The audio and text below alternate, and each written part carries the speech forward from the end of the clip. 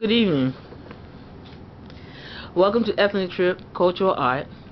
My name is Toni Lane. Today's guest we have here is Bertrell Smith from Oakland, California. Okay, her name really is Toni Lane. he's an artist. Hey, Toni Lane. He's an artist, and he's making me laugh. He's an artist and a musician. Skills, son. Skills. Yeah, so he's here visiting me in Washington, D.C. It's good to have you here. So how are you? I'm happy to be here, and I am analyzing. It's always inventory of pains and problems, but I'm all right. Last check. Okay. Okay. How do you work? How do I work? That's a question people really want to know the answer to, I bet. How do I work? Can you be a little bit more specific? Why art? Oh, man, I answered that question really good a few minutes ago. I was saying art's like sort of the how would I say, like the climatic point of of a thought process about something, or either an end, something I can use as a marker in time for, like, okay, what was I doing this for, and at this moment, and why did I use this? Available resources, location. You know what I mean? It's kind of like sort of like I'm like leaving marks. If that makes any kind of sense. That makes a lot of sense. But also, like I said, it's sort of like a like the resolution in a story or something. Like a resolution from whatever I was preoccupied with or not preoccupied with. With available resources combined. To try to make something to happen in this with capitalistic world with all this commerce that's just laying around and not being bought up. I.e., those pieces. Those pieces are great pieces. Thanks. Yeah, those pieces are great pieces.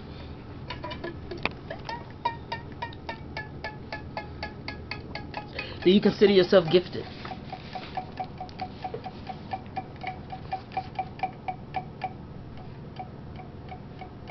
Next question.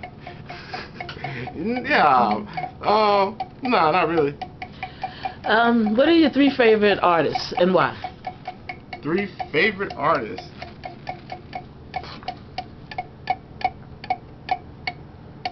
I like installation artists. I like installations. Even the ones, especially the ones with mechanical stuff. When it's the seasons. Christmas, the winter solstice brings out, all these bright reds and Nordic scenes, and storefronts usually are nice. So right now I'm in I'm like sort of, I'm on their nuts, like, oh, that's hot.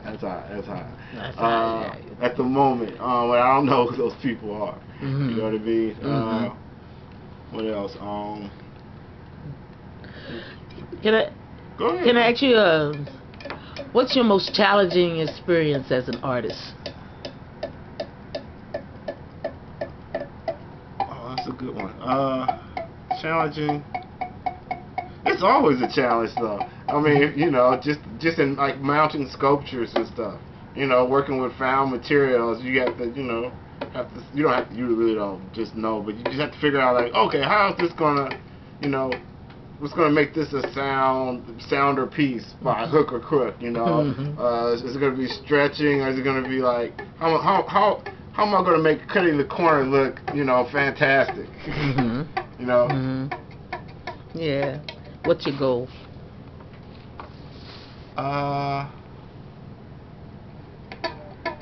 I've already reached it, so I don't know. Oh, wonderful. That's okay. Go. I already reached that. All this other stuff is just because. Oh, that's good. That's good.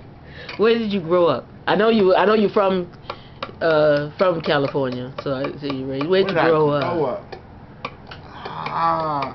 I don't know. One measure grow up when they either did the latter of a worse situation in the past. You know what I mean? And I haven't really got to the next. You know what I mean? Like, you trying to say you're not grown up yet? Nah, baby. That's cool though. No. In some sense, I'm very grown. Sort of like like a 18-year-old girl that sticks her, sucks on her thumb all day. You know. I'm grown in that. I'm grown in that regard. You know what I mean? To know the rule of thumb, it's like you can do that. I can't do that. That'll run on the word. Right, but you know what I'm saying? It's like that's hard to say, but it's like that's actually what it is, though. Yeah. Okay. I know you gotta go, and I'm thanking you for your time. But I got a couple more questions. Where you raised? Oh, raised. Bay Area, Oakland, for the most part, I would say. Cool. Can I ask you a question that's off the track? Since a big tragedy happened in Oakland, do you have any words on the ghost ship fire that happened there and about warehouse living as artists? My condolences. But nah, wish I could have seen it before. That's kind of it. Like damn, that bites. You know what I mean? That's really rough. Do you see yourself as a black artist, or the term black artist, or the term black art? How do you feel about those terms? Well, when people get into the black things, it makes me think of this is getting a little annoying. Oh, okay. Right. The term I haven't met it yet. Never met it. But you know what I mean? I haven't met that yet. You know what I mean? I'm like, you know what I mean? That's like a board class, and of some sort. You know what I mean? At this point, when you mention a class, color distinction, and art form, you know what I mean? Right. You know what I mean? It's like that's like a filibuster for like 10 years in a rally, right? Right. That's messed up. Right. Got you. When's your next exposition?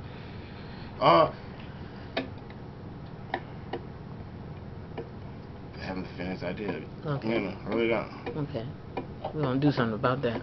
Maybe the October gallery in Philly, but I don't want to sound ambitious. Why not? You gotta sound ambitious. Come on, don't even try it. Don't even try it. Makes you look ugly.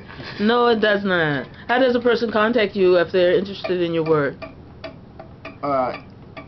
It'd probably be hacked, but my email address, Blanson, dem.blanson, BLANSON @gmail.com.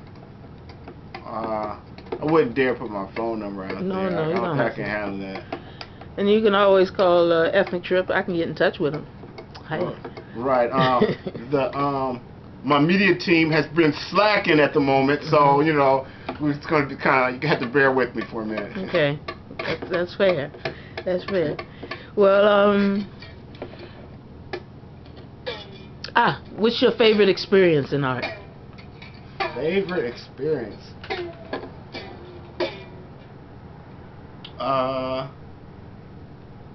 It was probably kind of weirdly. It was a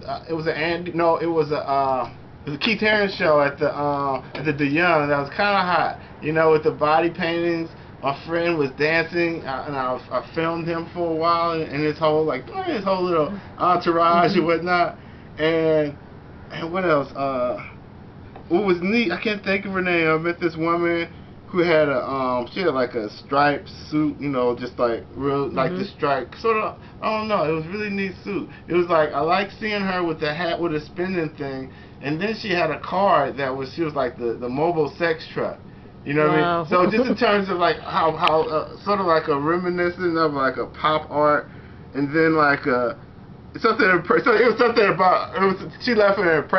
That was that experience at that show, that moment. That was kind of nice. I don't know exactly what it was about. It was just like but it made you happy. That's what I. It was like a dark story with the answer to why it had a dark ending at the end of it. You know what I mean? Mm-hmm. You know what I mean? Like like wow, this is what a cultural lesson looks like. You know what I mean? On a good night. Yeah. You know what I mean? Well, this won't be a bad ending because I have a present for you. Oh no. Yeah, I have a present. Oh. It's one of my Ghetto Girls puzzles. These are the girls up the way. Oh no. And that's for you. You know. And I want to thank you for coming on out here. I'm humbled to babble in your presence. Thanks for allowing me to listen to your babble. Okay. Right on. It is great. Matter of fact, one of the Ghetto Girls, Bridget Bibble, that's what she said. Right. She said, we in babbles because people don't understand nothing people be saying. Right. But anyway, but I understand everything you said, and I appreciate you coming here again. And thank you, and anytime. Ethnic Trips, cultureart.com.